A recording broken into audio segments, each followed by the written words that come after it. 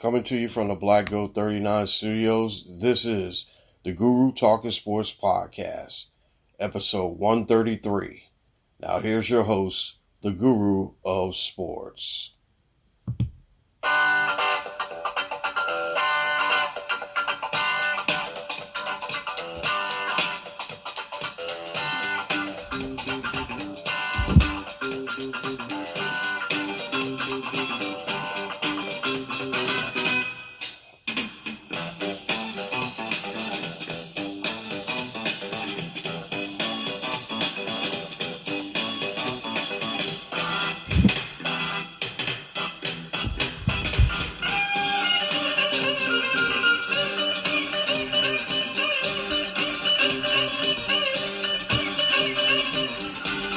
You guys know what it is.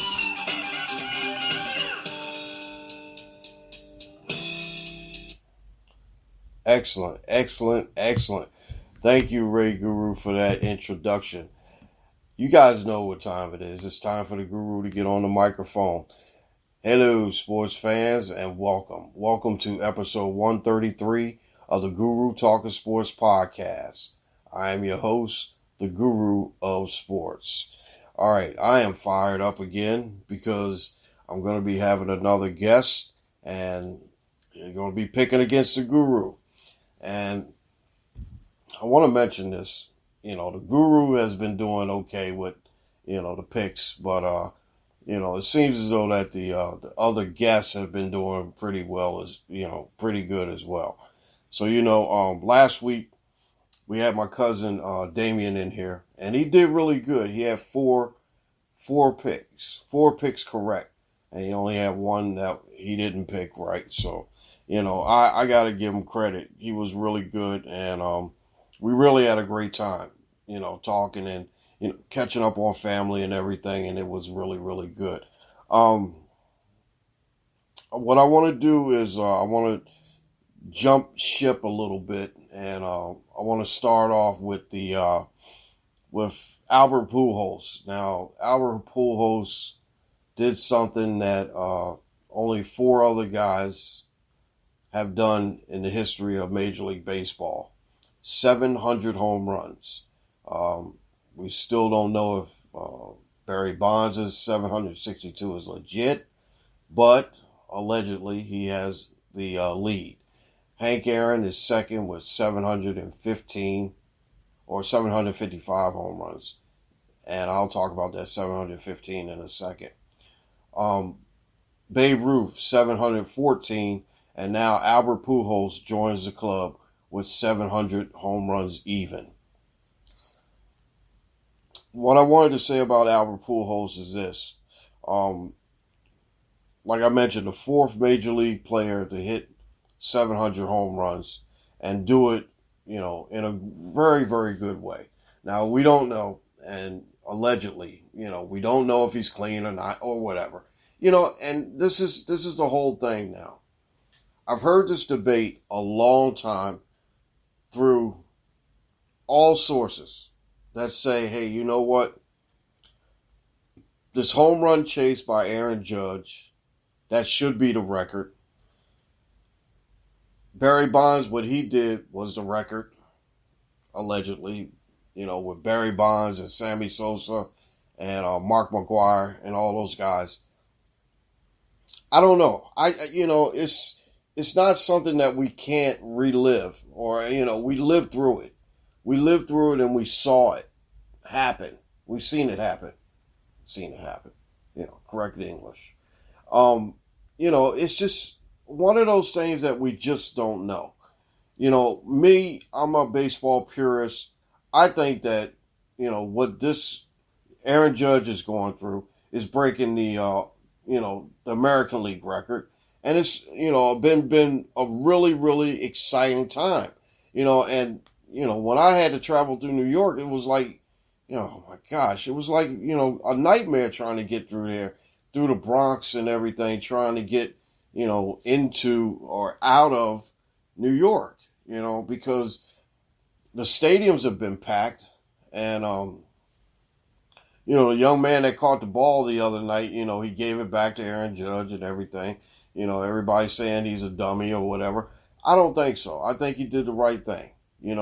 Some people are going to hold that ball hostage. Now, what happens when number 61 or 62, or maybe the last one, maybe number 65 comes around?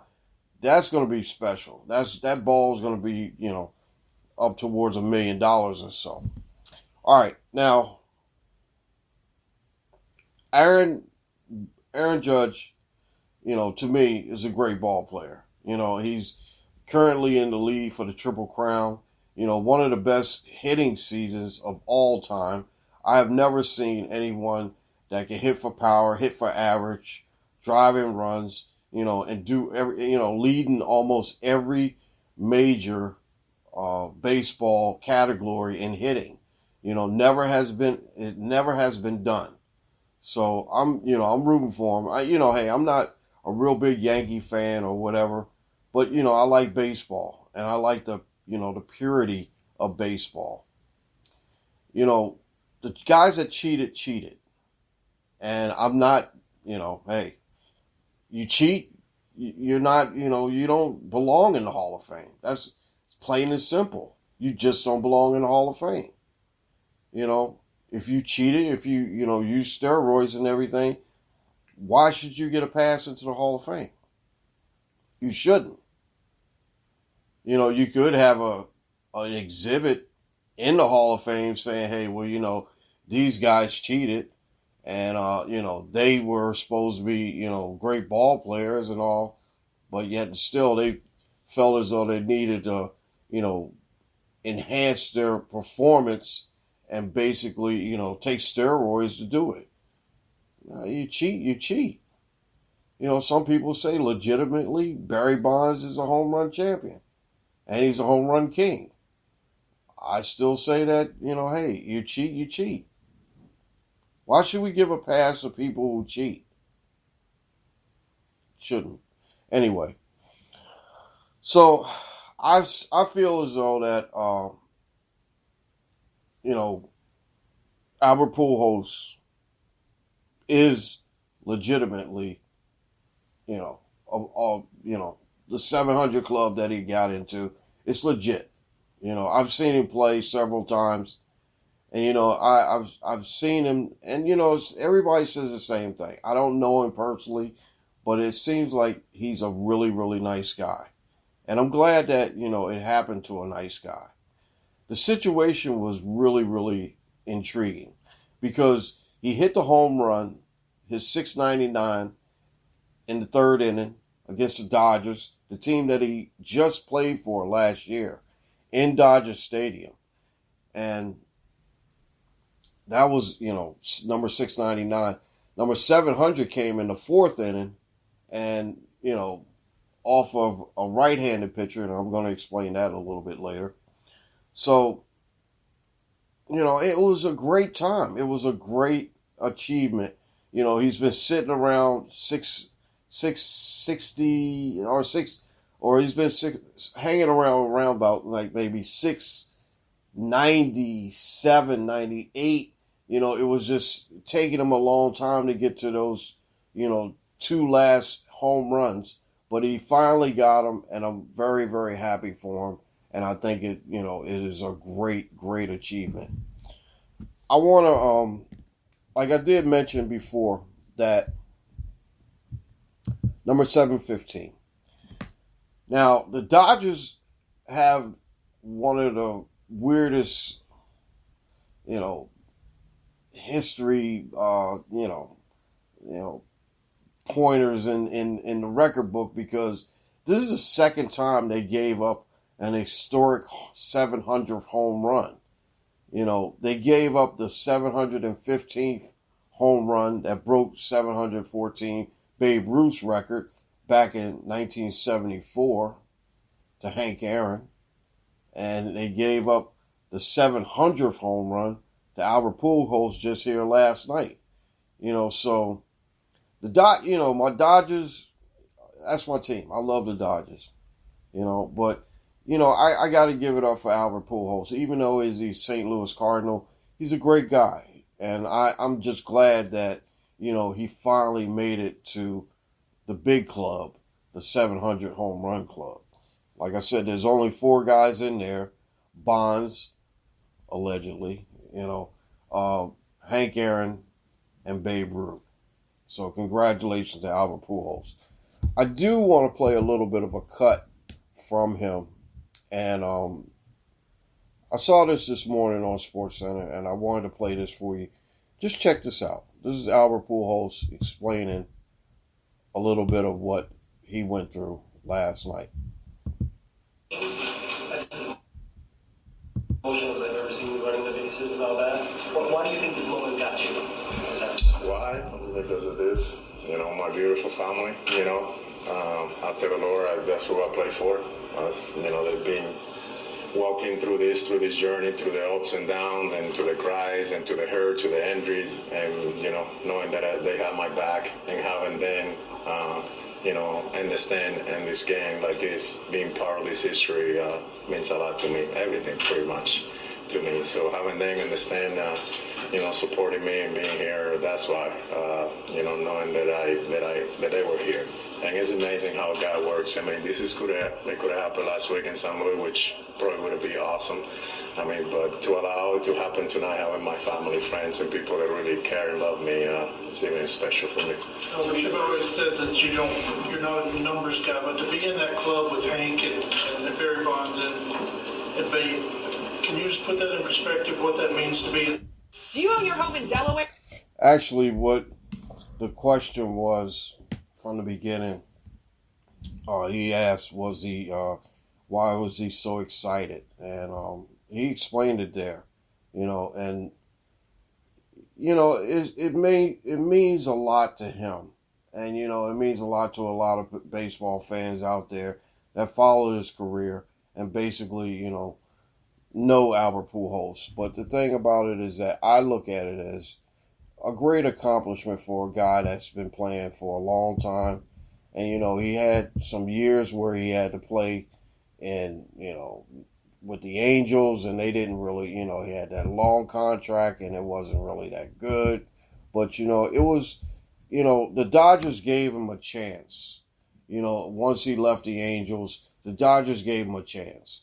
No other team was willing to pick up, an aging player, a guy that, only had about like maybe, 2 or 3 years left. And the Dodgers did that. They welcomed him into the clubhouse. He played, and, last year going into the, playoffs and stuff, he returned to the playoffs for the first time in several years. And it was a good thing for the Dodgers to bring him back. And for him to hit the home run against the Dodgers last night, I didn't feel like it was a big deal to me. They lost 11-0, but you know what? It was Albert Pujols' night, and I'm glad that he achieved the accomplishment. Achieved the ultimate goal of doing it, and now he's going to retire. And he mentioned that he's not really a numbers guy. He's not worried about the numbers, but he said that a little bit later on in the interview that he would think about the numbers years down the line when he retires, because that it means something to him. And I think that for him being humble and his humility, it speaks for itself. So I got to say that, my hero of the week has to be Albert Pujols. And it also has to be Aaron Judge, because, Judge has been doing this now, and, a lot of people have been asking about his contract and everything. You know what? I think he just wants to break the record. And, the record in the American League has always been with Yankees. Babe Ruth held it for the longest time, and then Roger Maris broke it in 1961. And, now no other player in the American League but the, Yankees' Aaron Judge is going to break it here in 2022. So, hats off to both Albert Pujols and to Aaron Judge. And I wanted to give you this number before. This is a bust of facts situation here. Bust of facts on this. Albert Pujols has hit 200 home runs off of left-handed pitchers, which means that he has 500 home runs off of right-handed pitchers. And, that was a pretty cool stat that I saw because, he had actually hit his 699 was off a left-handed batter or a pitcher, left-handed pitcher, and his 700 was off a right-handed pitcher. So he did pretty, it was a great accomplishment, and I think that both of them deserved the hero of the week. Okay, now I do want to go into the college wrap, and I don't know if I'm gonna be betting anymore because it seems as though that these teams that I bet, they let me down and everything, and it's just really disgusting and it was really frustrating to deal with. I don't know why I picked Miami. Miami lost by 14 tonight. They were upset by Middle Tennessee State, 45-31, and the game was not even close. I watched some of this game. This game was not even close. I had Miami, and you figure, hey, number 25 in the country, they kind of come around and all. Nah, they look terrible. They look really, really terrible. All right, going to the college wrap. Most of these scores are in the books, and right now my Buckeyes are rolling 28-7 over Wisconsin. I'm not sure. Wisconsin always seems as though they play them tough, even if they do lose to Ohio State. So I got to give it up to my Buckeyes. And they got their sweet black uniforms, black helmets, black pants on. And if you can hear it in the background, my dog is barking. Yeah, I don't know what he's doing. So, all right. So let me give you a rundown on the college wrap. Baylor beat Iowa State 31-24. Auburn, who would look like really, really crap, and their coach is on very, very thin ice. They needed that win. They beat Missouri, Missouri. Anybody can beat Missouri or whatever. They needed that win. UCLA 45-17 over Colorado. Tennessee, which is a really, really good team. I got a chance to watch them a little bit. They beat Florida 38-33. Texas Tech. I always liked Texas Tech. I don't know why, but I went through Lubbock when I was coming back across country, and they beat Texas, the big school. It's like the Texans playing the Cowboys, and the Texas Tech Red Raiders beat the Texas Longhorns 37-34 in overtime, and I saw that nice kick that that kid made for Texas Tech. It was great. Notre Dame beat North Carolina 45-32, and I was looking at Mac Brown on the sideline. He didn't look happy at all. So they beat them. Minnesota is really surprised now. They could be the wild card in the Big Ten, because if they win the Big Ten, West side, and Ohio State beat win the East, East side, this could be a really good matchup for Ohio State. But Minnesota is undefeated. They beat Michigan State, who is, that's a kind of surprise. Michigan State had a really good team last year. They beat them 34-7.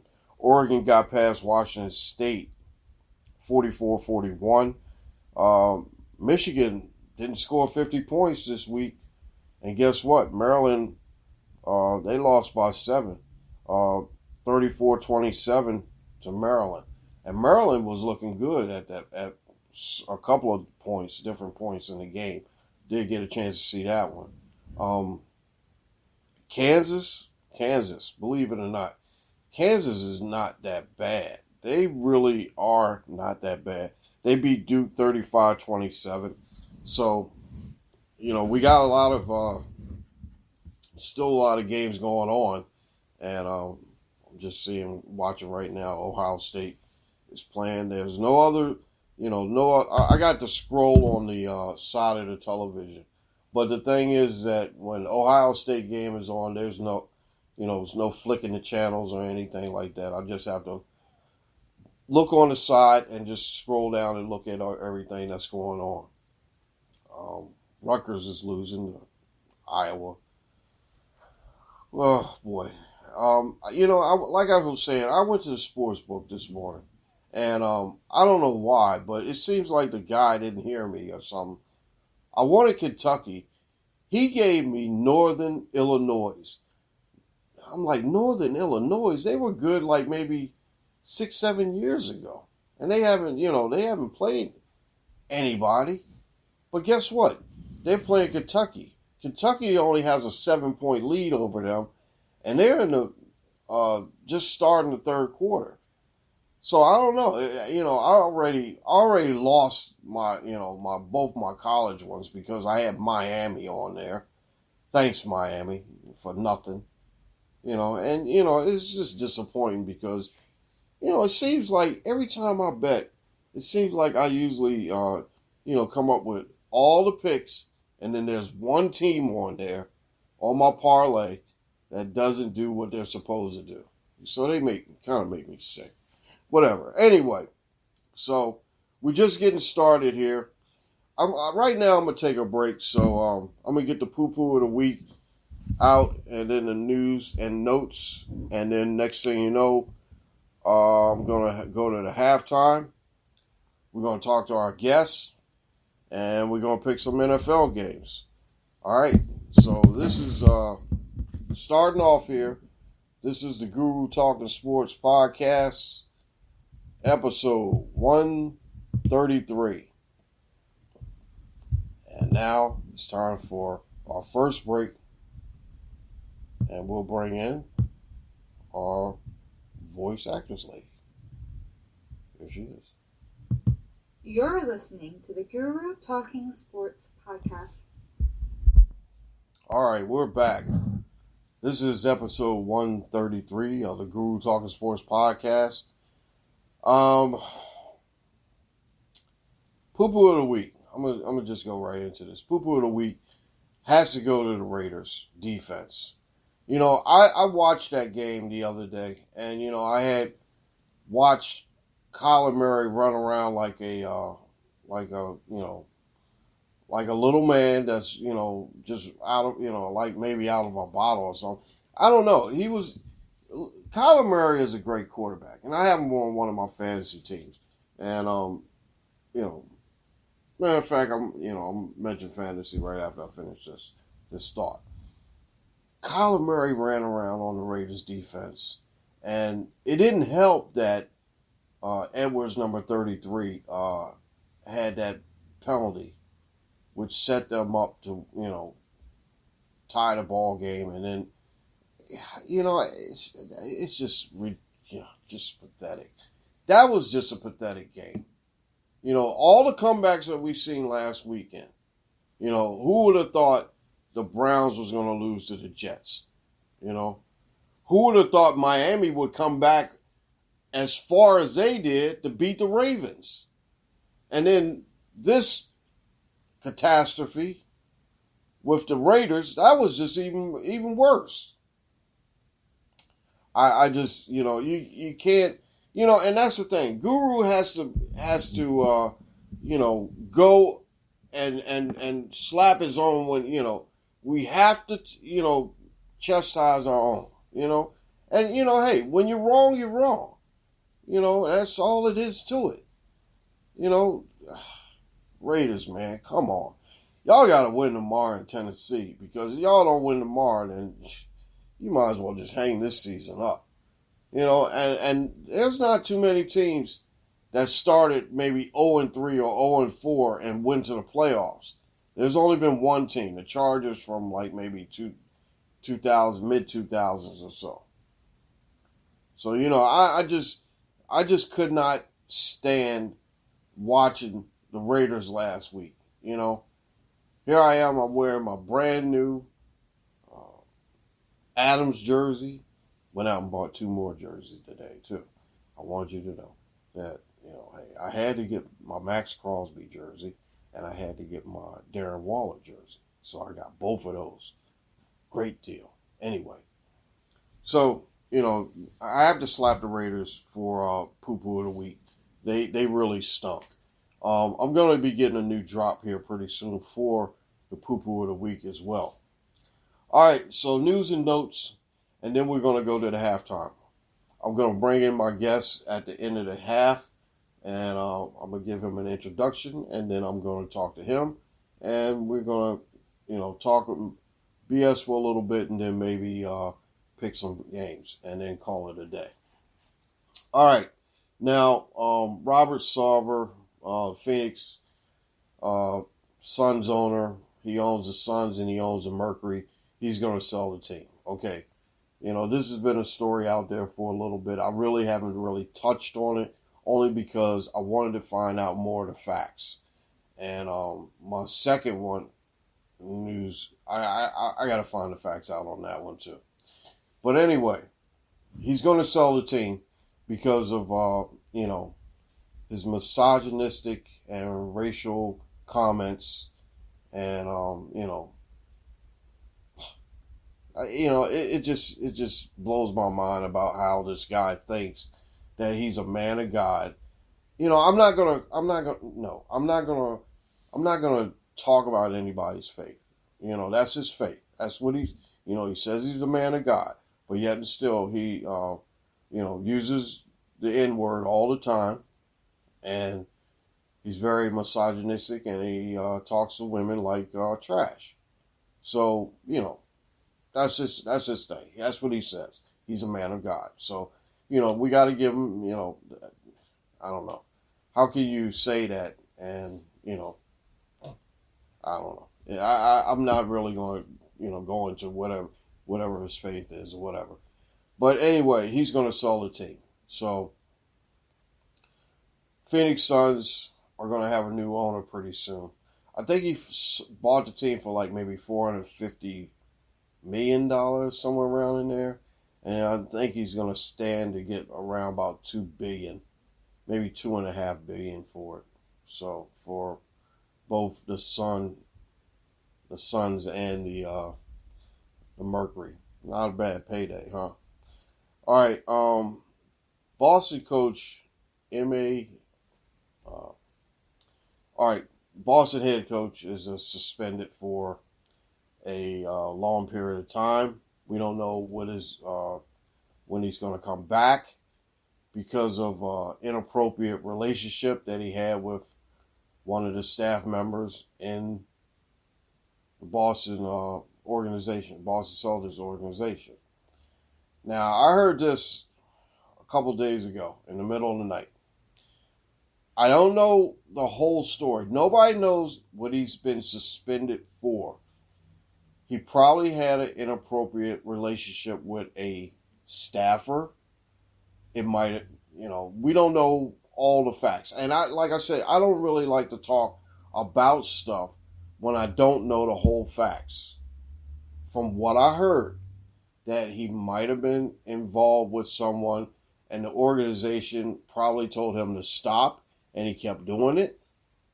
1. 2, it might have been someone higher up that he was having sexual, encounters with. And they found out, and, that probably was a breach of his contract. 2. Or it might have been in a situation where he might have been taking advantage of an employee that has you know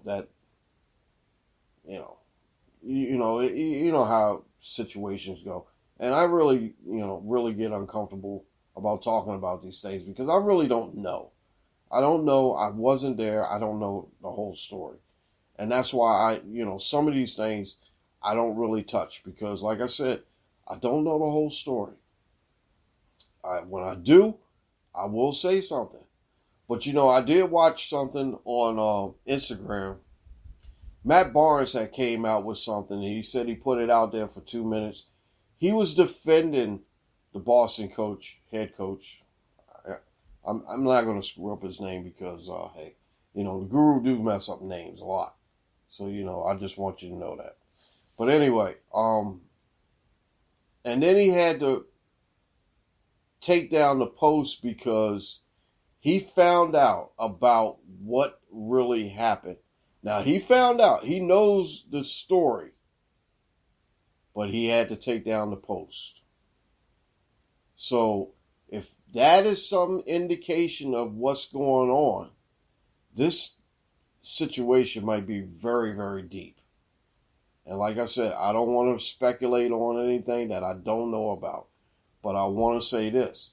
You know what? If they suspended him indefinitely, and this is a team that basically was in the NBA Finals last year, this is something that might be, earth-shattering.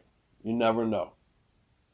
So, like I said, that was the story that I got, and that's where I'm going to leave it at until I can find out more information. We're seeing a lot of these guys retire. I mentioned Albert Pujols is going to retire pretty soon. Brady's going to retire maybe in the next decade or so. I don't know.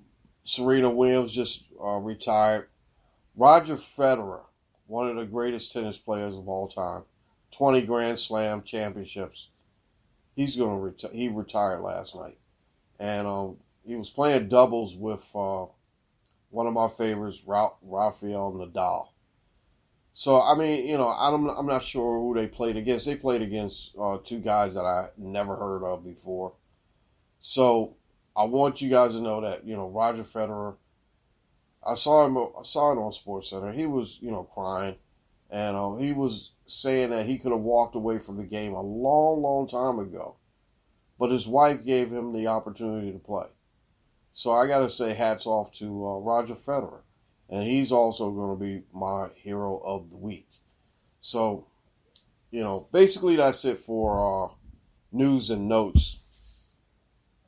Now what I'm going to do is I'm going to take a break. Then when I come back, I should have my guest, and I'm still waiting on him to, call me. I'm going to have to probably text him in the break.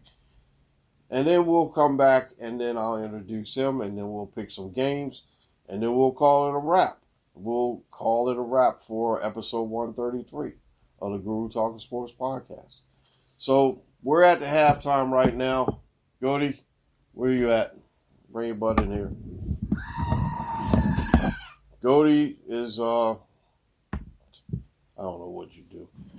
I don't know why I keep you on the payroll, do you? I don't know. Anyway, now let me say this before I go to halftime.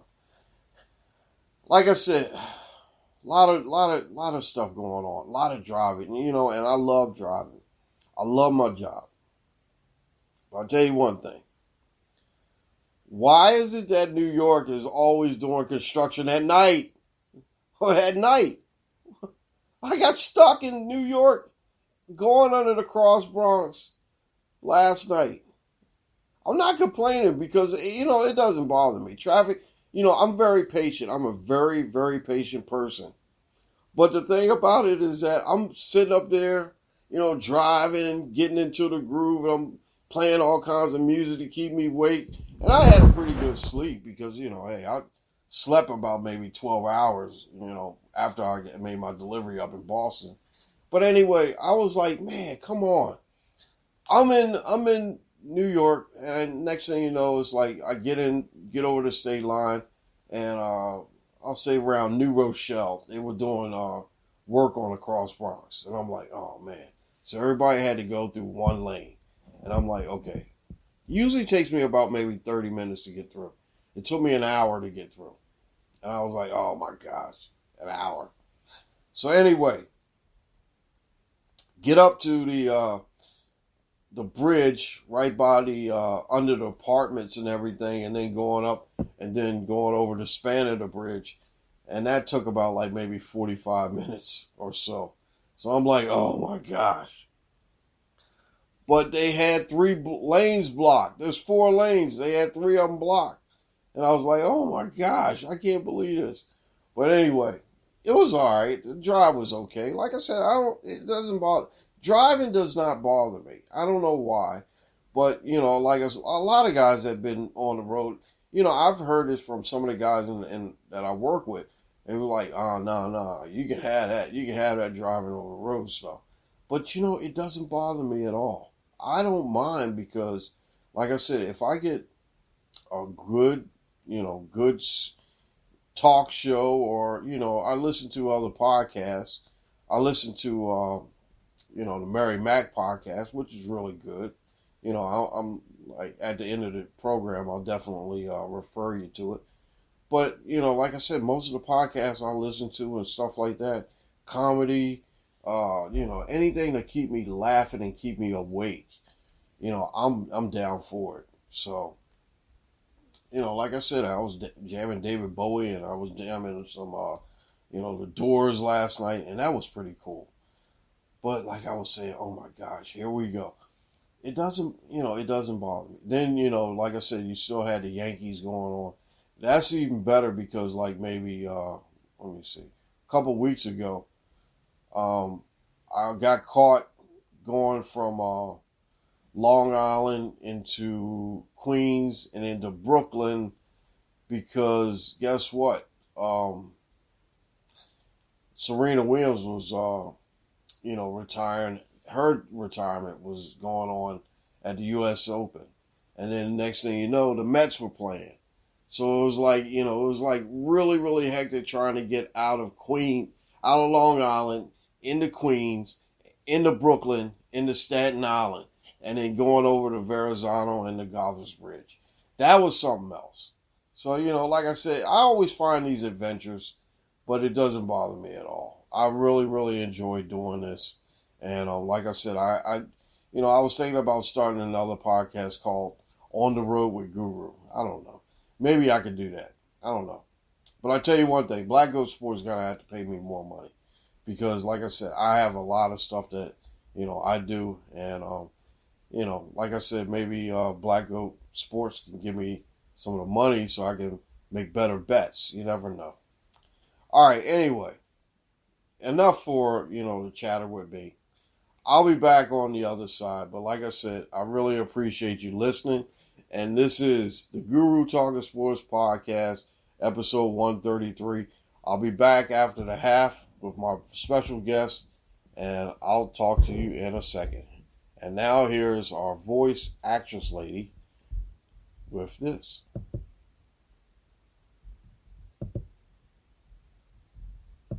You're listening to the Guru Talking Sports Podcast. All right, guys, welcome back to the Guru Talkin Sports Podcast. This is episode 133, and on the line now, I got an Eagle fan on the line. But the thing about it is that he's a good Eagle fan. We get along. It's one of my buddies I used to work with, Mr. Darryl Amos. I want to say thank you for joining the Guru Talkin Sports Podcast. First of all, I want to give you this. Thank you. Thank you, sir. Thank you. It could have been louder. It's loud, ain't it? It could have been louder. Well, that's about as loud as it goes. I think you lowered the volume now because I'm an Eagles fan. No. I had to lower the volume so I can have at least hear, say how you doing and everything. Man, it's been a while. We haven't worked together in a while, but I wanted to tell you that Darryl's really, really good dude, and I wanted him. He wanted to come on a podcast, but I told him, I said, we're gonna get you on a podcast at a good time because now that we got football season, we could talk football and we could talk a little smack. And the thing about it is that I always told him that I would bring him on here, but now, since the Eagles are doing pretty good, and I got to give him credit. I'm giving you credit here. I actually picked the Eagles to win the division.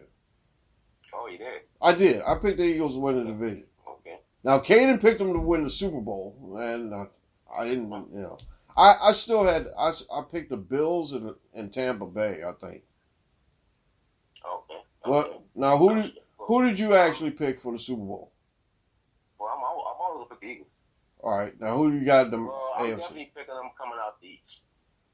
I'm picking them coming out of our division. I'm one of the few of my friends that when they went to the Super Bowl some years back, when they played the powerhouse of the New England Patriots, was host of Brady. No one gave him a shot. I want a few of my friends that they're gonna win this game. Yeah. And they won it. It was a hell of a game. Both teams broke some records as far as yardage in the air and in the ground, but it was an air assault that game. But this year, I know they 2-0. I mean, they're going in, but they're about to be 3-0. Come tomorrow, I think they're gonna really wash up on Washington. But I'm optimistic, so I think at the end of the season they probably gonna be 12-4. 12-4. I see them at 12-4. All right. Now, if you got them in the Super Bowl, who you think they're gonna play against? Hey, Giannis, I'm looking for another rematch with Brady. You gonna say Tampa, yeah. you gonna play Tampa to go to the Super Bowl? Yeah. All right. Now, who do you want from the AFC?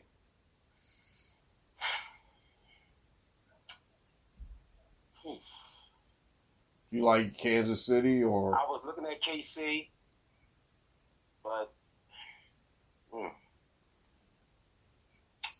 don't know. But it's so many teams in the AFC. It is. There's so many good teams. Yeah.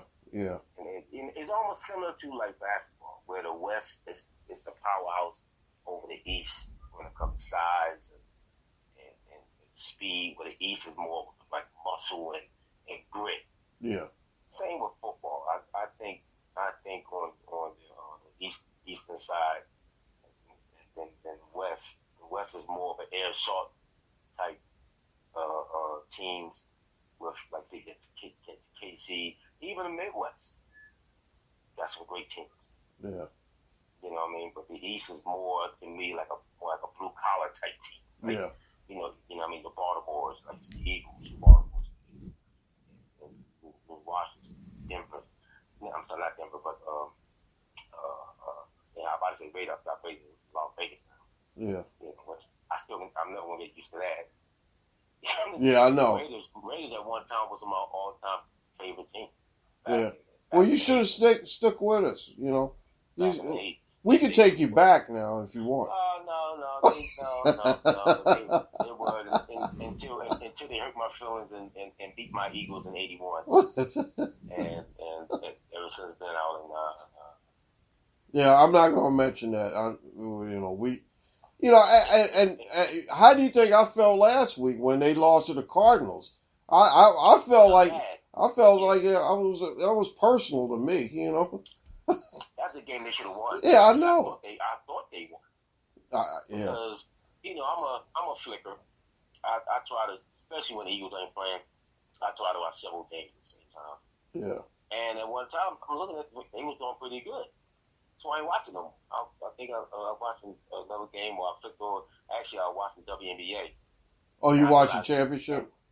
Yeah, I thought I would never. I remember when they first started. I'm like, we're in basketball. Yeah. Not trying to sound chauvinist. I love women, but I'm like, really? But they grown. It's like I found myself just watching. Yeah. These girls can ball. Like, you know what I mean? They can really get there. Yeah. So, again, going back to topic, I really thought your Raiders won. I just assumed they won until I seen the sports channel. They were like, oh, again? Oh, my God. And I couldn't think who was a Raiders fan. None of my people I know were Raiders fans.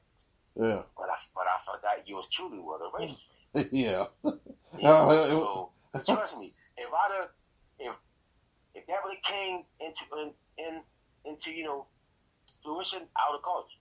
Well, I'm glad Now, you didn't because I was like, you I probably was throwing stuff. Call, but I'd have called you. No, I know you would have, but you know, man, I was to the point where I was like stomping around in here, and the dogs were barking, and you know, the wife was like, "What is wrong with you?" I'm like, yeah, I know. Like, oh man, I was just so mad. I was just so pissed off, and you know, it was funny because like, Darryl, I had to go to. I just ended up going to bed early. I was like, I don't want to watch nothing. I didn't even watch House of Dragons the other night. I was like, Wow. I was so pissed off. I was like, I just want to go to sleep. I woke up at about 3:00 in the morning and had to go to work. I wanted to mention this also is that, you know, when me and Darryl was at work, we would clown all the time. We would always have a good time. And the thing about it is that working with Darryl is probably one of the best guys I ever worked with. And you know, it's like me, I'm open and I'm like really, really outgoing to the where, you know, my personality is, clownish and really cool. And I try to get along with everybody.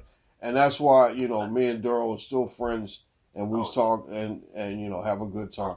You know, and you know, we said that when we leave this place, we both would be doing better, and we are, right? And we are. Yeah. And we are. Yeah. So you know, that's one of the things. Like I said before, it was an honor to cross paths with you, but the path is not over.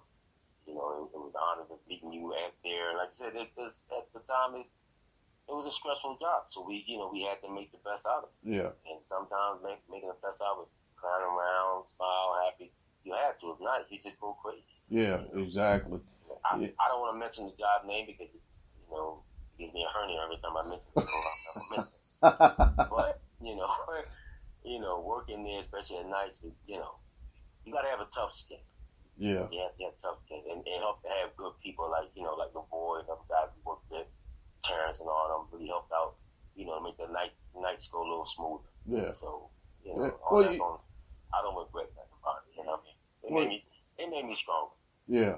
Well, you know, like I said, I really appreciate, you because, it was just good to have, good people around me. And, like I said, it's just, and, some of the things that went on in there, it was just really chaotic and whatever. But, the strong survived and we survived and we made it to, the places that we are now. So. Right. Exactly. Now we look back and laugh at it, like, wow, can't believe we went through that and it still came out unscathed.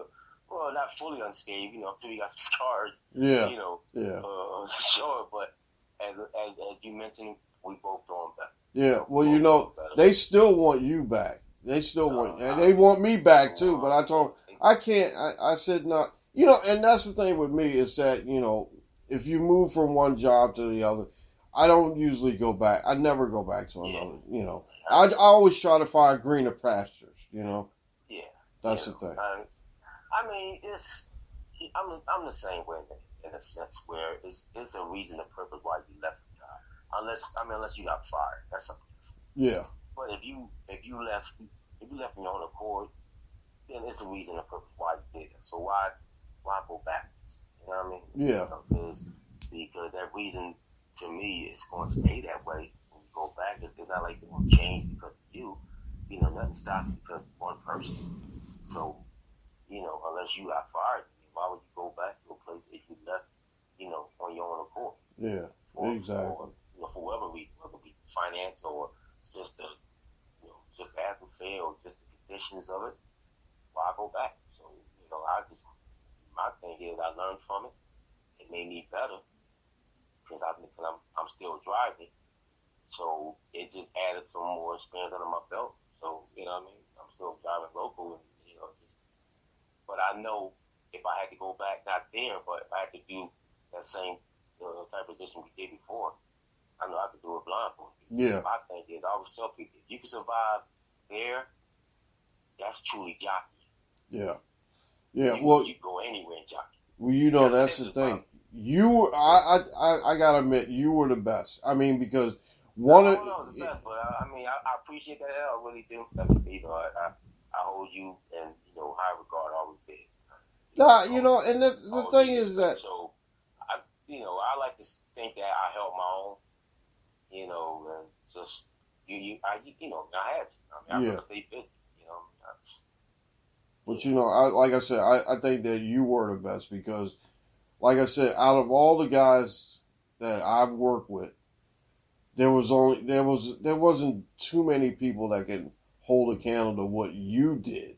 And like I said, me, I was okay. I was learning every single day, and it taught me how to do the job. And like I said, even with my nephew, he used to work there, and now he's working at another place doing the same job, and he's a lot better because he said that, hey, when he got there, they didn't even know how to do the stuff that he did. No, not at all. And he had to actually teach these guys. Wow. And they was like, wow, how did you learn that? And he said, well, I went to this one place, and then they taught me. So I was like, oh man, that's pretty cool. There you go. So like I said, I mean, that was a stepping stone for him. Yeah. Now I'm sure he's doing better. Oh yeah, he's doing a lot better.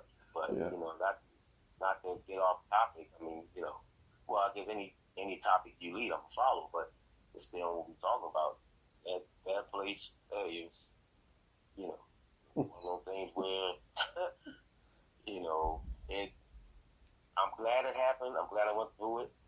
I was always a guy that had tough skin anyway. But some of the people there, they made it hard for you to cheat. You know what I mean? Yeah.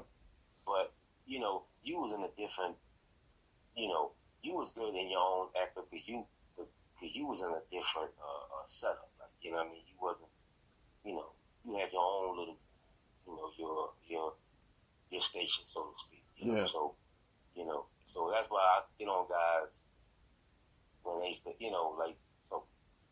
subconscious get on you. I'm like, wait a minute. The boys, and he got his own thing, Yeah. That's where he was at when I started.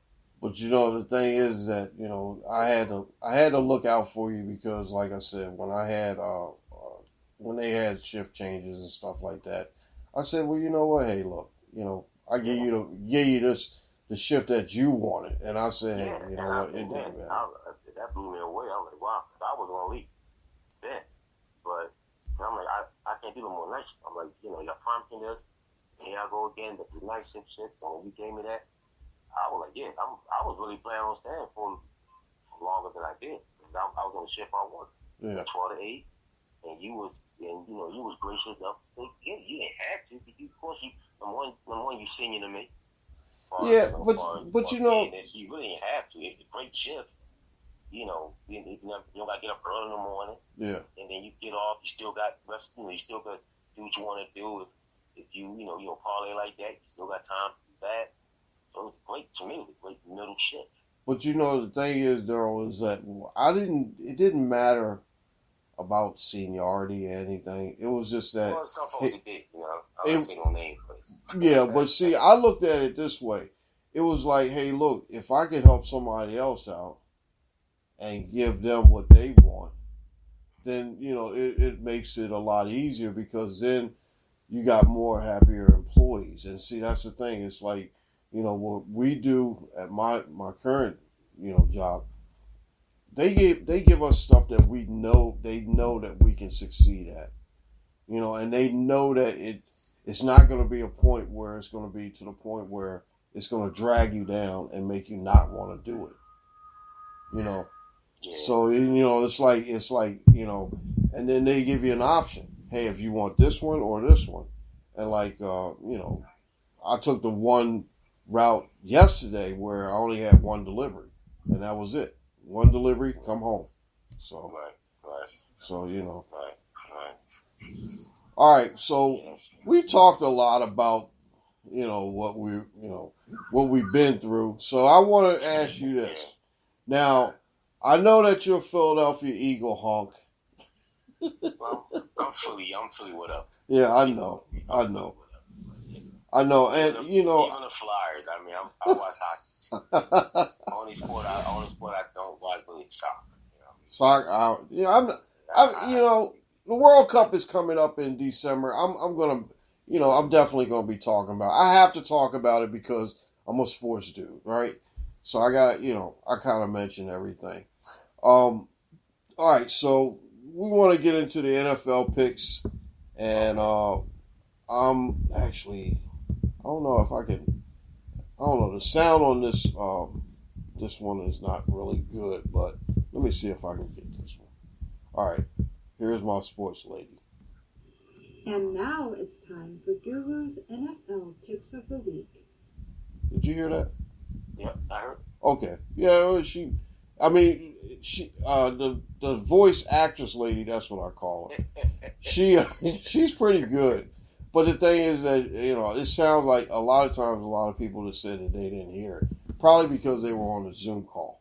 All right, so we're going to go through the picks. And see, I'm glad I brought you in here at this time because when it gets later in the season, some of these teams that are like really bad, like let's say Atlanta and Seattle, they won't even be on the board. I only had to pick them. So Las Vegas.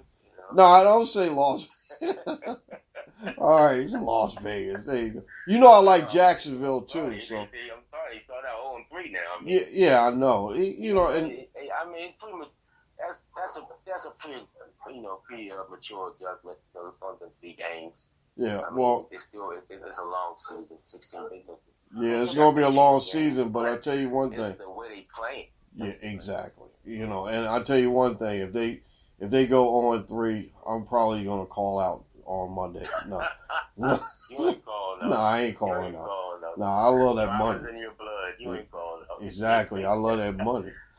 All right. The first game I got on the docket is Kansas City. They're a 5-point favorite. They're going into Indianapolis. Indianapolis hasn't been playing good, and they look like hot trash. All right, who do you got in this game? Kansas City is, like I said, 5-point favorite. Who you got, Kansas City or Indy? I'm going for KC, and I believe they're going to make them spread. Make them points. You're going to make okay. All right, I'll tell you what. That was one of the games. I think they're going to double the points. They double the points. Yeah, I know. This is a bad bet for me, but I'm gonna take Indy because you took Kansas City. All right. New England. That's a little worry for you, I tell you. Yeah, well, Guru's always right though. Go against the grain, don't you? Yeah, but the Guru is always right in the end. All right, check this out. Oh, man. See, that's the thing. The other two guys that picked the other 2 weeks before, they didn't know that they had actually lost, but they won. Right. Yeah, they didn't know. Guru always wins. Even when the Guru loses, he wins, right? Yeah, exactly. There you go. See, that's what makes it fun. That's what the whole thing about this is that it's fun. That's what makes it fun. Okay, Baltimore is a 2.5-point favorite over New England in New England. Now, who you got in that game? I'm gonna go against Graham on that and go to Patriots. I'm going to. Now, I used to be a Baltimore fan, but I'm going way back when Ray Lewis was. All right. But now, I'm really shocked that they're favorites 2.5. I guess. Even though I know New England ain't really ever since Brady left, but it's not like they really fell off the map when Brady left, like a lot of people thought they were going to do. Yeah. I mean, they held their own. Yeah, exactly. And I was one of the ones that said, "Shit, Patriots is done." They fool to give it a break. This man gave him 6. This man gave him 6 Lombardis. Yeah, and now then he got 7. Yeah, I know. The most of any quarterback. He's number. I mean, it's like crazy what this man is doing. Exactly. To get with him, I was like, they crazy, but they not in the same level they were when they had Brady, but they didn't fell off that map. Yeah. Like people thought they was. So I'm going with the Patriots on that. All right, I want to ask you this: when do you think Brady's going to retire? That's the thing, man. He really he don't show no signs to me of someone who's really losing his step. You know what I mean, Brady? You know, he never was a runner, even when he was young. He never was what you call a scrambling quarterback. He was one of those marquee pocket, pick your ass off.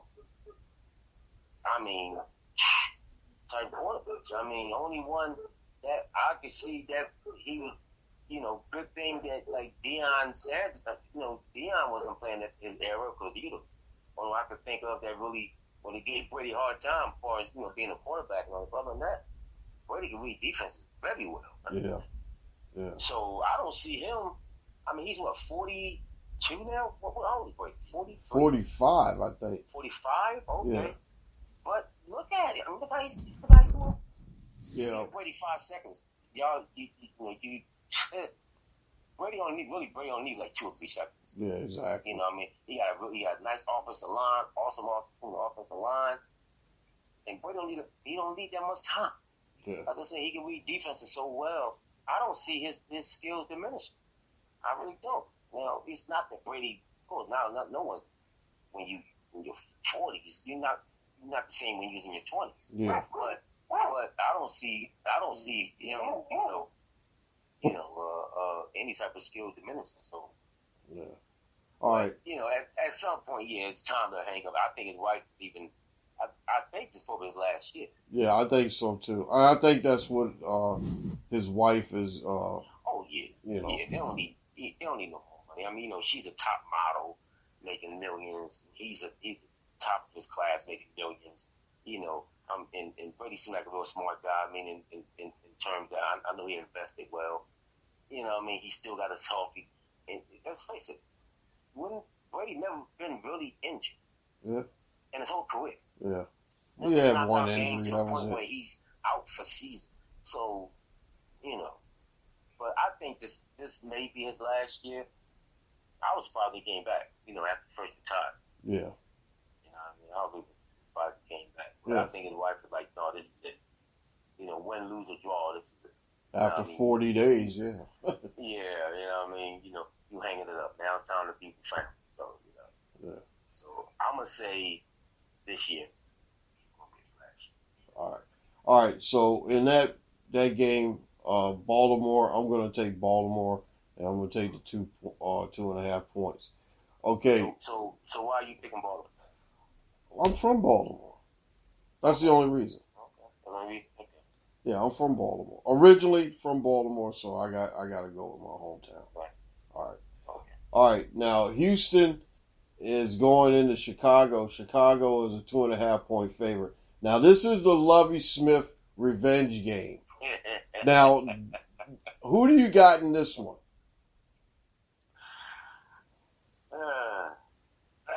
Lovie Smith now is the coach. I love Lovie Smith, and it was a shambles what they did to him. Yeah. It really was. I mean, I'm not even gonna throw the race card out. I'm the last person to throw the race card out, but it's kind of evident.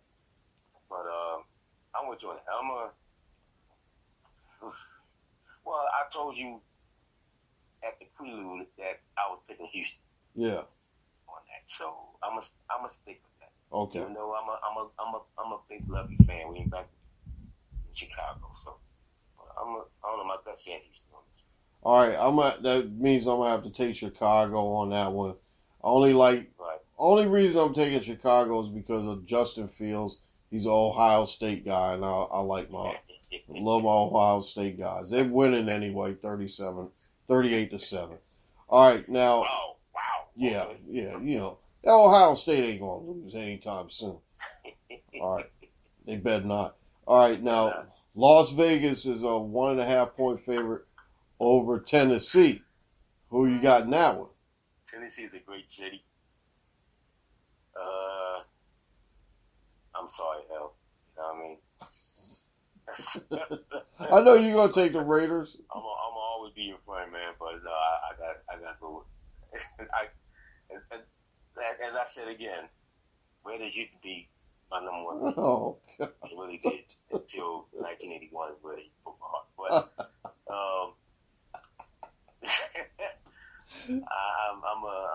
I don't think think they're going to even beat the spread at 1 point.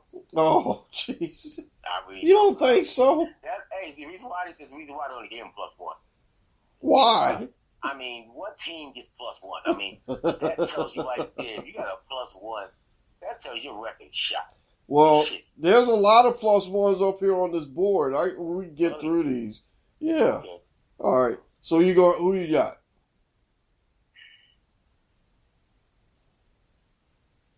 I don't got LV, put that way. All right. So you taking I can't. Tennessee? Yeah, I got you. Okay, I got you. I'll take the Raiders. All right, Buffalo. I know you will. I know I have to. All right, it would be a Guru Talking Sports podcast if I didn't pick them stupid Raiders, especially from last week. All right, Buffalo is a 3.5 point favorite over Miami. In Miami, now you know Miami just beat New England, or they beat Baltimore. Yeah, And this game's gonna be crazy. And I'm picking Buffalo. And I don't think it's going to be close. you don't think it's going to be close? I don't think. I think they given Miami 6. Yeah. I think last I seen was 6. I think it was. Yeah. Is it 6? Is it still 6? It's down to 3.5. It's 3.5. Okay. I think it's going to be more. I think number one, I think they're going to beat that spread at 6. But I'm looking at beating by 10. I'm looking at Buffalo beating Miami by 10. And Miami. All right. Now, I took a bet on this. I took the over 58.5. Do you think they'll go? Good.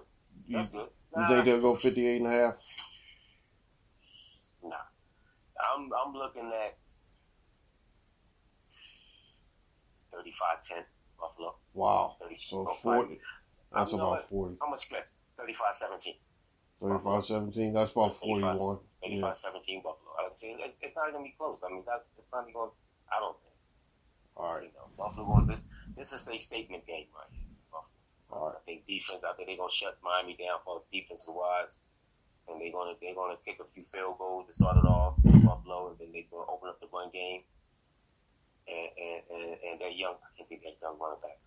All right. Now I got a question for you. Do you think that is that one of the games in our area? I definitely got to check and see if that game is in our area. Oh man, Jacksonville and the Rams, Jacksonville and the Chargers are going to be the CBS game. Washington and Philadelphia, and then Green Bay, Tampa Bay. And then the Sunday night game is who's the Sunday night game? San Francisco and Denver. All right. So I'll have to probably watch a red zone for that one. Okay, we keep moving on these games. Detroit is going into Minnesota. Minnesota is a 3.5 point favorite. Who you like in that one? Well, I mean, a lot of folks thought Minnesota was going to beat the Eagles last week. And see how that turned out. Yeah. But I'm gonna pick Minnesota on this one. All right. I'm picking Vikings on this. I kind of like Detroit because Detroit they're close. They're getting close. And they're not looking like the. Yeah, but close only good on horseshoes. Yeah, that's true. Yeah, they're not looking like the polished turd that they used to be. That's a good one, ain't it? Polished turd. Actually, I stole that one from my guest on the first episode of the football season because he said it was two teams look like two polished turds. I'm like, right. Now, you know what? I'm gonna change this up a little bit. I mean, I want you to keep your countdown, but I have a question for you. It is something that me and my co-workers was gotten a heated debate over running backs. And, of course, they're diehard Dallas Cowboy fans. Uh-oh. Of course, you know me. I'm a diehard Eagles fan. And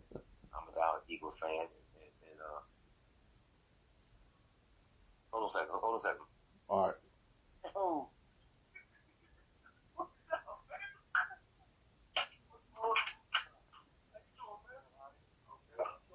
All right, folks. We are actually in the little bit of delay here. I I'll be right there. We'll be right back after this. Hello? All right, folks, we're back. And he had to step away for a second. So you had a question for me for running backs. Yeah. Apologize to the fans out there. No, that's no problem. They're good. Like I was saying before, a couple of my co-workers, they're diehard Dallas fans. I respect everyone. But, of course, I'm a diehard Eagles fan. And when we be on the subject of running backs. All right. And now I know Emmitt Smith is the all-time running back rushing leader. But my argument was he's only a leader because Barry Sanders retired. Exactly. Less than 1,000 yards from passing Walter Payton's record. Everyone knows how Barry ran.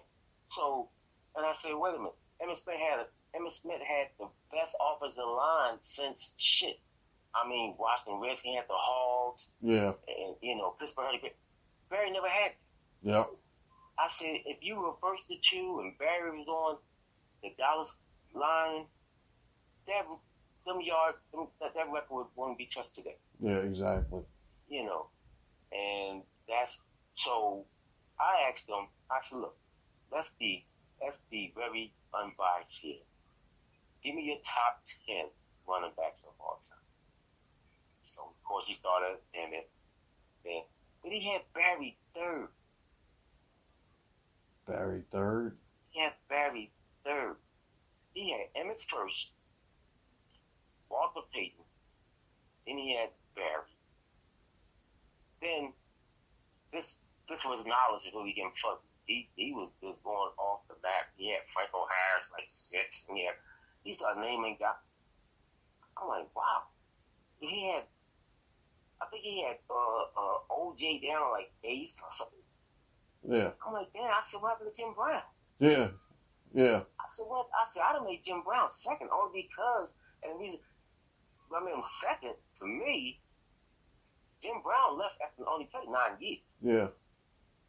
Well, 9 years he played was like. And the thing about now, I would have Jim Brown number 1 because I mean from 9 years and over over 10,000 yards. Yeah. And the thing is that he only had one season where he only had like maybe 1,000 yards or something like that, and I'm like, right. He averaged over 1,000 some odd, 15. One year I think he had like almost 1,800 yards, and and that's when there was no 2,000 yard rushers. Nobody had rushed for 2,000 yards until OJ did. So I would say my top 5, and would be. I would put Jim Brown 1. I would put maybe Emmett 2, OJ 3, because like I said, that was the first time anybody ran for 2,000 yards. Barry, and then I would have to say Marcus Allen. Marcus Allen wasn't that bad. Marcus Allen was a really good back. Yeah, he was. I think he's being biased because he came from Raiders, but yeah, he was. But I'm just in general. That's what I would say. If I had to pick 5 right off, Right. I mean, yeah, the first ever 2,000 rusher, you got to put him up there, even though that he's not really popular in the world now. But like I said, it's just in general. I mean, yeah, Emmitt Smith was great, but like I said, Walter Payton was special too. Barry, Walter Payton, for a reason. Yeah. Well, another thing too is that it seems like all the great rushers came out of that division. You still had there was a guy named Lawrence Franco Foreman, Chuck Foreman. Last name from Chargers. Yeah, Chuck Muncie. Eric. I don't think it was his last name. Eric Bieniemy. No, he came over to Chargers. Oh gosh, I can't think of it right now. Because actually, he passed because I watched the game where Barry Sanders played the New York Jets, where he needed X amount of yards to pass this guy as the all-time, as the going into number 2 all-time rusher. LaDainian Tomlinson. No. At this time it was what's his name? Eric Dickerson. Dickerson. Oh, now he played for the Rams and the Colts. No, I didn't say Rams. I said I watched the game. No, Eric Dickerson played on the chart. He played for Rams. Didn't he play on Chargers? No, he played for the Rams and the Colts. Okay, I thought it was Chargers. Okay, Rams. I know he played for Rams. Yeah. But I watched the game where Eric Barrison passed him for number 2. Now he was a good back too. Yeah. He was great back. Yeah. But I mean, there's so many out there. There's so many. You got some that's really unforgotten. A lot of people don't remember. A man named Gale Sayers. Yeah. That man run like he was running on air. Yeah. He was just flawless. He was just, Kansas Comet. Yeah. He was great. But that's my top 5 always gonna be Barry. Always gonna be number 1 for me. I'm sorry. I just every time Barry Sanders to me, it's like you ever heard the saying? To me, Michael Jordan go basketball. To me, that's my eye. So you ever heard the saying like such and such is like Michael Jordan golf or Michael Jordan. To me, saying with Barry Sanders, like that guy, to me, Barry Sanders would have fit any era and still been the top runner. Somebody could run like that with a shitty offensive line and still. Now, Barry do hold a record for the most yards lost. Yeah. Backwards. He do hold that record. Yeah. And I had to look it up. It was him. But even when he lost yards, it was beautiful. Yeah. Because he had to run for his life. He had to be big as 300-pounders and 2-8. Because the offensive line just collapsed. Yeah, I agree. And that's the thing with Barry Sanders. It seems as though that, like you said, he gained a lot of yards going backwards than he did forward. Because of their offensive line. All right, now I want to say this before we get back into it. Yeah, okay. Eric Dickerson was. I mean, and you got another one that I forgot about, and the Texas Rose, my man Earl Campbell. You can't forget some of these guys.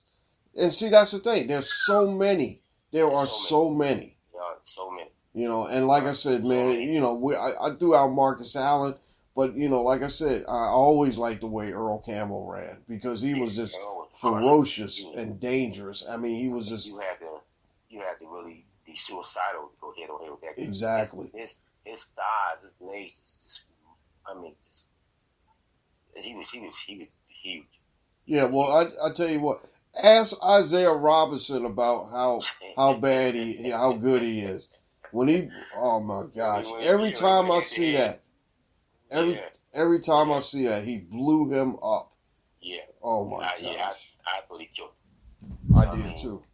When he hit on man, like boom, he just laid. I was like, fool, that man did.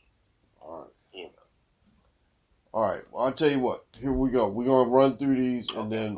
We're gonna call it a night.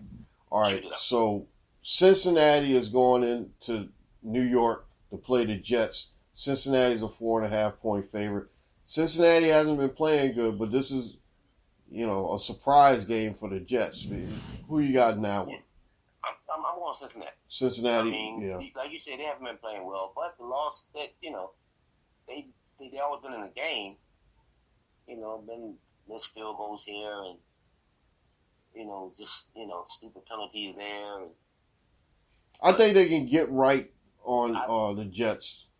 Yeah, I think Jets is one of the team that they're going to turn around. They ain't going to be no marquee team. I don't think they're going to make the playoffs.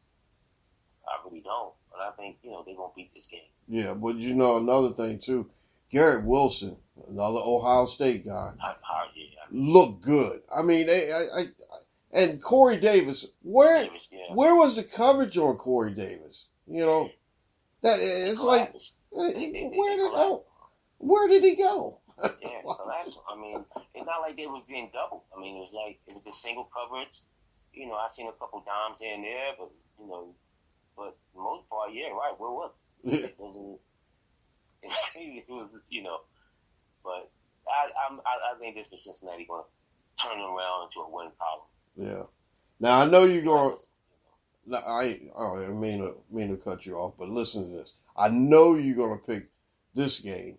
Philadelphia is a 6.5 point favorite over Washington, and I'm not even looking at the points on that. Yeah, I know. There ain't no way in the hell Washington win this game. And did you see Carson Wentz last week?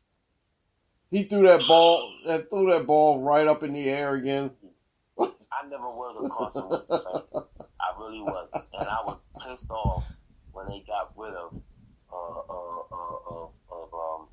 Foles. Yeah, there you go. After even the first time when they got rid of him, I was pissed off. Yeah. I was furious when they let him go the second time after he took him. After Wentz went down against the Rams, because again one of his foolish plays, he diving forward as a quarterback, and that's the number one rule you don't do as a quarterback. You don't dive forward. Yeah. You for extra yards. Are you crazy? That's like suicidal. I know. I mean, that's like open season for DBs. Like, oh, you diving forward? Oh, so I can hit you now. Yeah. You know what I mean? Like, because you can't hit them if they sliding. But if you diving forward, oh no, it's open season. It's dump season now. Yeah. So, but then when Foles got in and just did his thing, and they went to Super Bowl and he won that against the juggernaut of Brady. And then next you know, and I'm sure he probably asked for more money, rightfully so. For what? A better contract. And as usual, this organization, one thing I don't like about the Eagles, when it comes to money, and when it comes to rewarding they players, they don't want to do it. Yeah, exactly. So now they made the man walk, and that for me, I was pissed when they got him the first time. I was furious on this one. Yeah. And I was up, I was really pissed off the Eagles for a while. I was like, I think I ain't watched 8 games in a few weeks after that. I was that mad. I was like, Well, see, that's the thing. Where every team seems to do something to where it really pisses off the fan base. Right. And it just seems like it's just uncalled for and unreasonable situation. It really is. Yeah. It's like I don't, and it boils down to money. Yeah. It boils down to money. That's why with respect to the Patriots, they got 6 Lombardi because of Brady. Why they got rid of this? Yeah. And turn around, he wins another Super Bowl. It's beyond me. Yeah. I mean, all I could think of when that happened, I thought of Chicago. Yep. Here's Michael Jordan and the Bulls. They had 2 3-peats that I don't think never going to be repeated. Number 1, 6 NBA championships. Never seen a game 7 in the finals.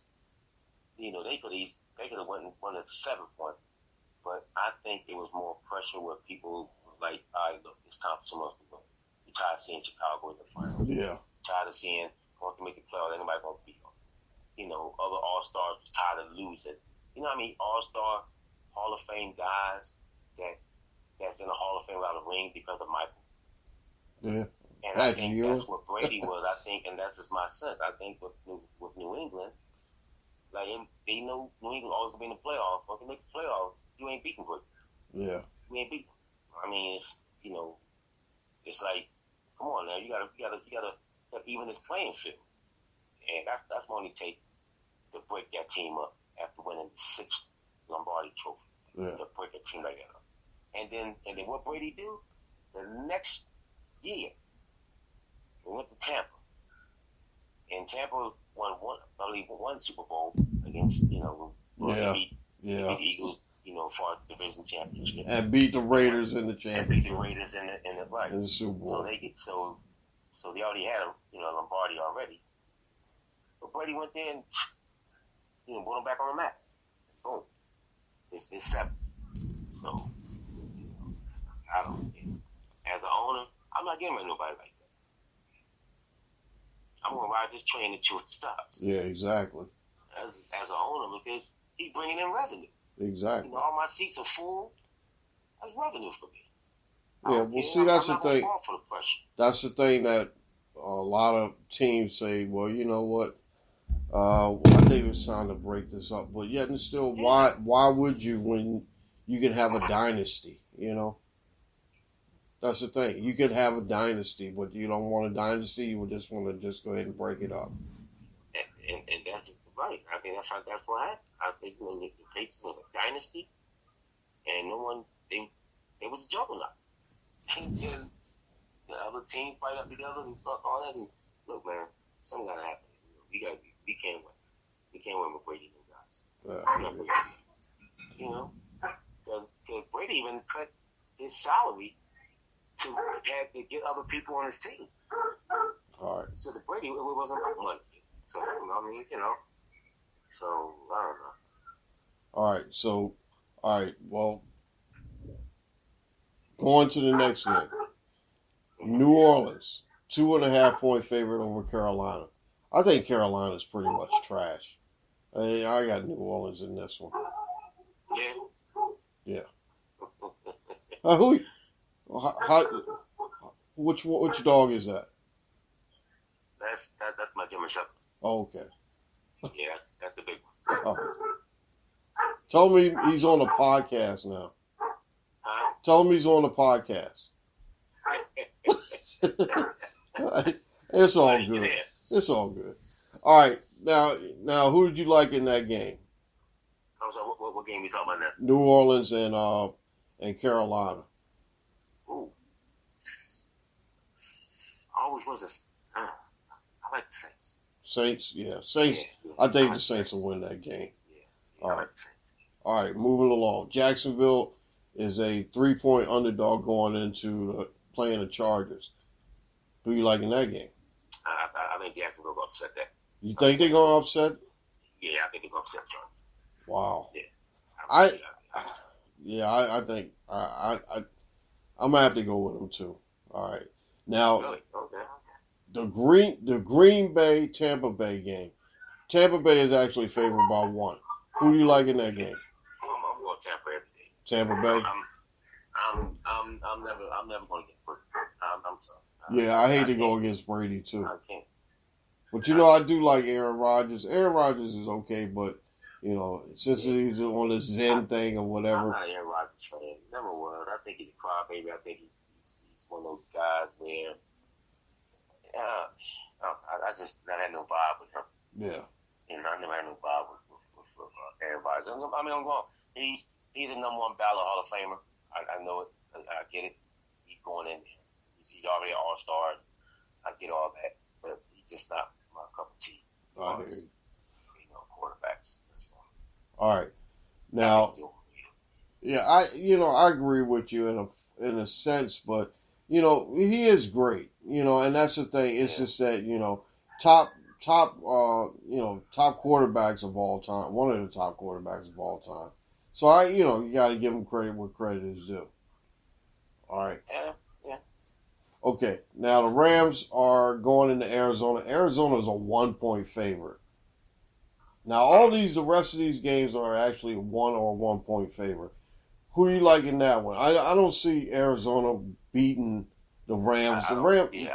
I'm going Rams. Yeah, I'm going with the Rams. Even though it's just a +1 on that one. That's one of those things where I think Rams going to win by a field goal. Yeah, I think they will too.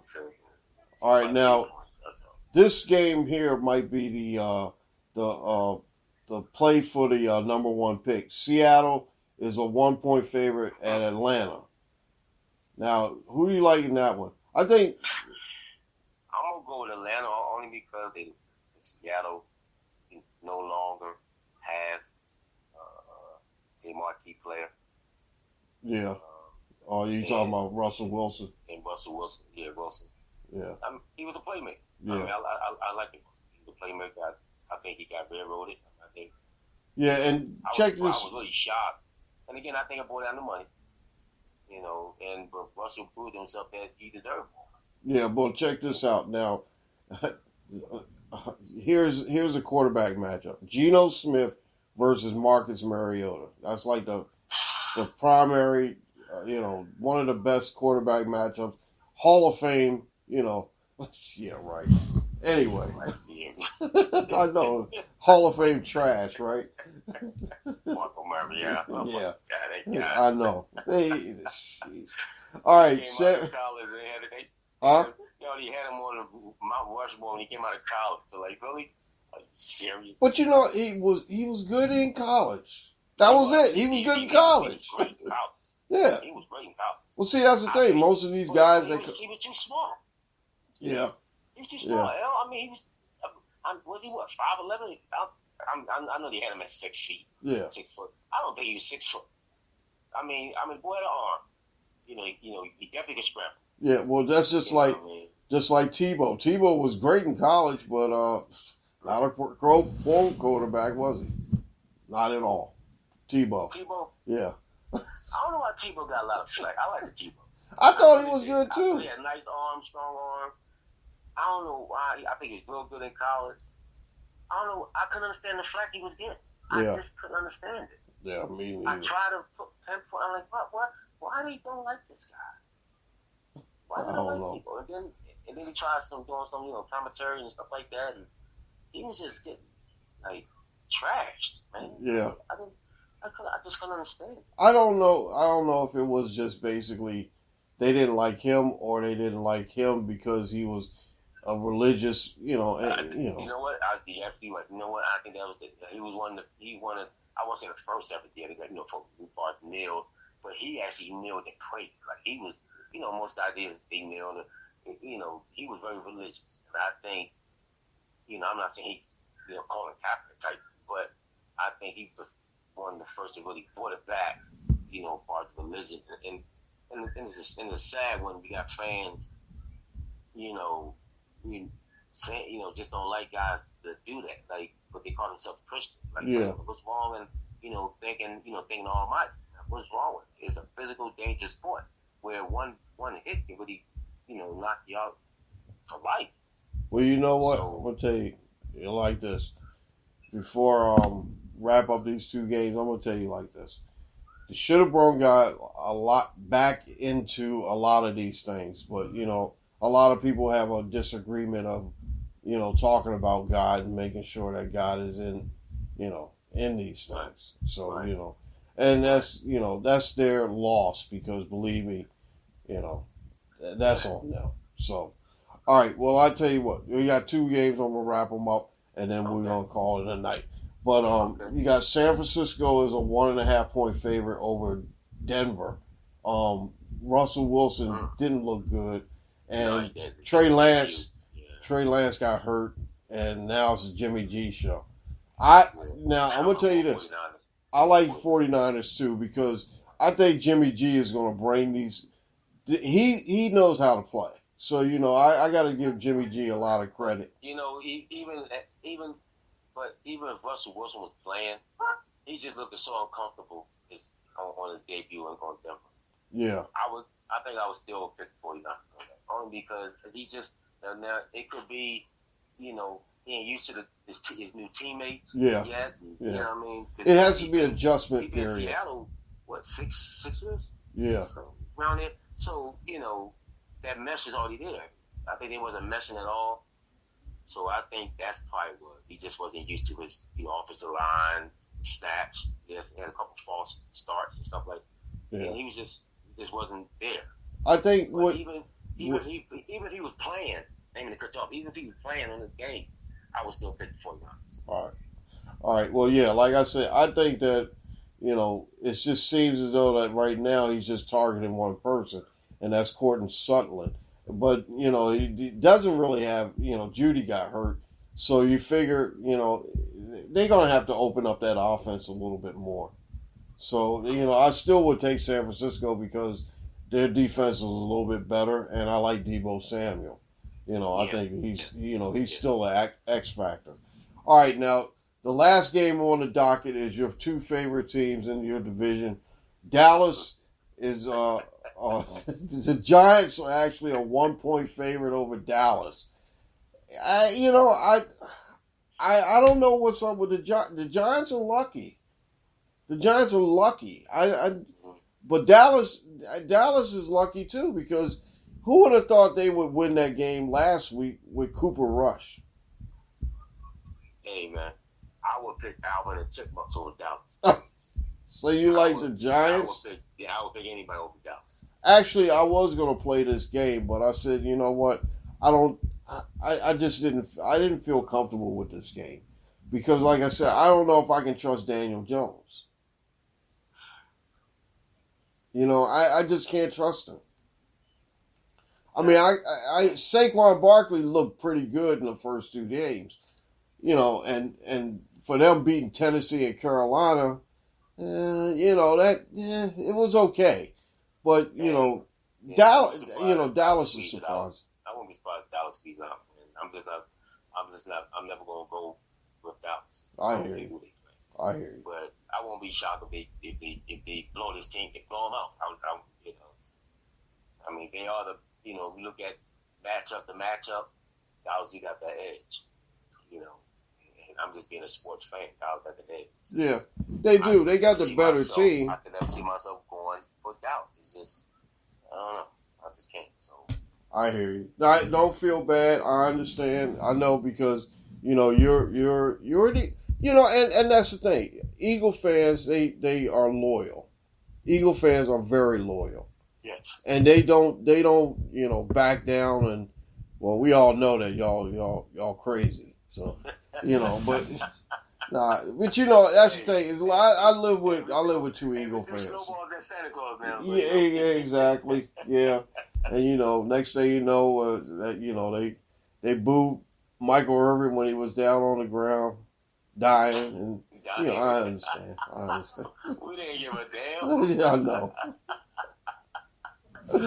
Oh man! And they bought the stretcher. We're applauding. Exactly, they applaud. Oh my gosh, you guys are something else, man. I went to the vet one time and I was like, oh my god. Hey, when my man Buddy Ryan put the hit out for Vi, A bounty. They almost killed him, man. The bounty. Oh my god. Yeah, y'all, you guys are just ruthless, man. Hey, you right, man. Hey, you guys are ruthless. If you go into the vet, like I'm going way back in the 80s, you go in the vet with $1. That's suicide. You go in the vet with $1 jersey. You might be safe with a Giants jersey, Giant and Redskin, but you go in the vet with $1 jersey, it's suicide. I don't care. You can have your firstborn baby with they will sacrifice you in front of your firstborn. I'm telling you. Especially in the 80s. Oh my God. You better not go in there with no jersey, man. Yeah, exactly. You know? Yeah, but some people did. Yeah, and they paid the price too. Yeah. Risking their life. Yeah, you talking about South Philly, you got them guys drinking and all that, getting all hyped, and they see a Michael Irvin jersey sitting right next to him, like, what the? Especially when you're losing. Oh man. Oh my god. I don't care. You could be holding your baby in your arms. You still gonna get punched. You gonna get punched. Oh my god. You know, hey, but I love my city. I don't care nobody. I hear you. Hey, and that's the thing. You gotta love your city. I love Baltimore too. Yeah. That's my hometown, so I have to root for them, even though they do some crazy things too down there. Hey, everybody, every city. Ain't no quiet city then. Yeah, we ain't no choir boys. I know that. Nah, hell no. I've been on the streets of Baltimore a couple times. Oh my god! I'm glad I ain't run out of gas, get a flat or anything like that, because I would. Especially where were you at down at Edmondson Village? Even Triple A refused to go in some Baltimore area. Like, no, you talking about you where? Hey man, good luck. It's like hell, man, you on your own. You know what I mean? No call no Uber. They ain't going out. Hell, the ambulance ain't coming out there. But they like no. It's like on Good Times, right? Right. They in the hood, they like, hey, wait a minute. It's like, hey, ain't coming down there. You better meet us halfway. We ain't coming down there, man. Oh my gosh. Oh my gosh.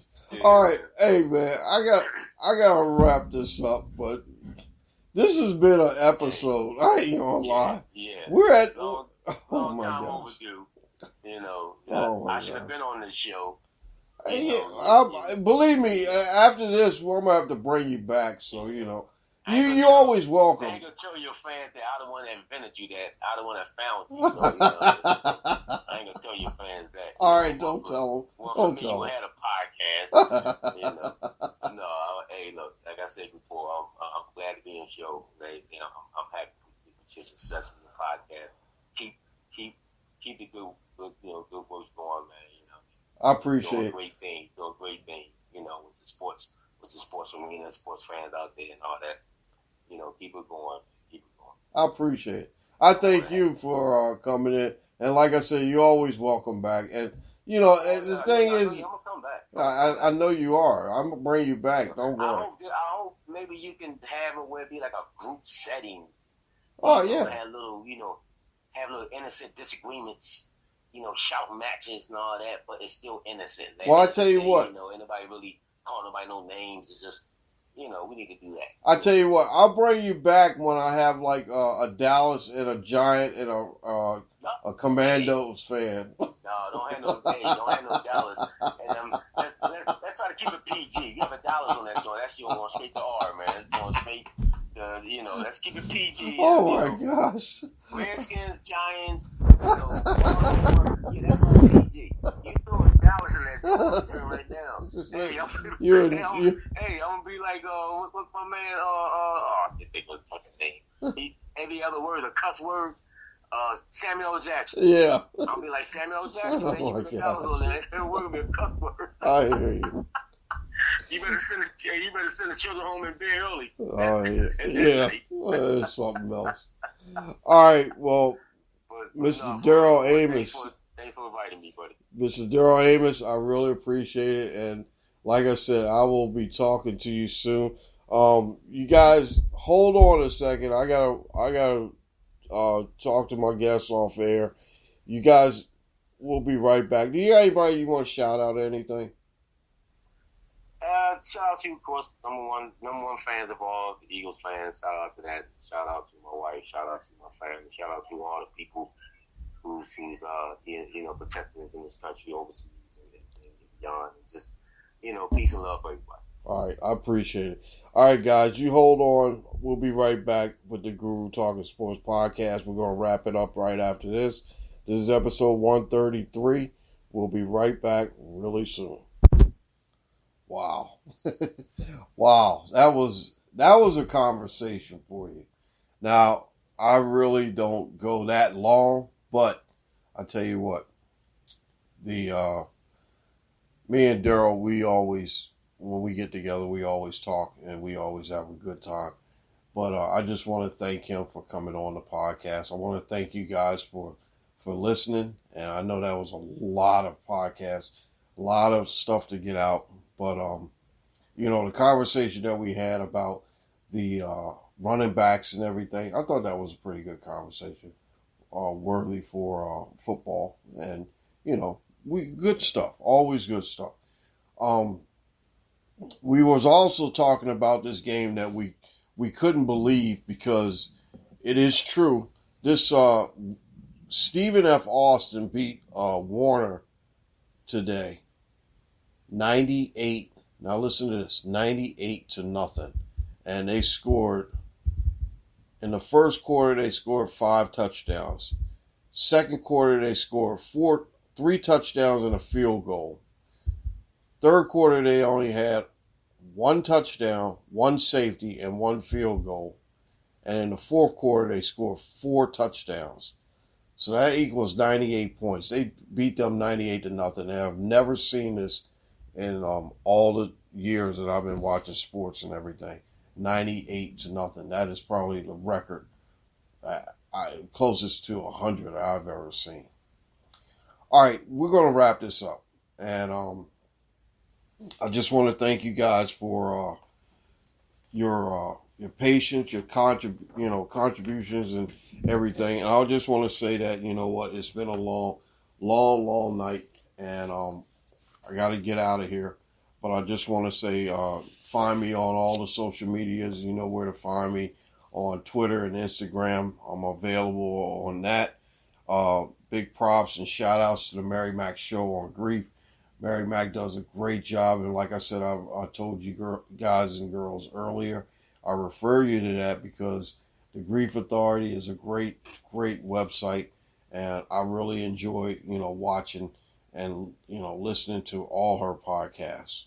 Want to shout out my man Jeff Duarte at Cali Sports News.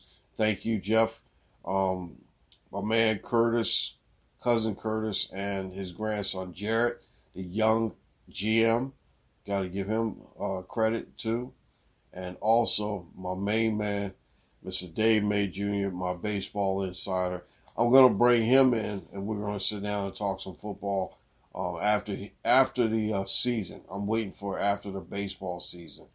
Next week, I'm going to have another special guest, and we're going to be talking. We're going to sit back and talk a little bit, get get some things that we haven't talked about in a long time, and basically just have a good conversation. I really like these conversations with family and friends and people out there that we haven't talked to and haven't seen in a while.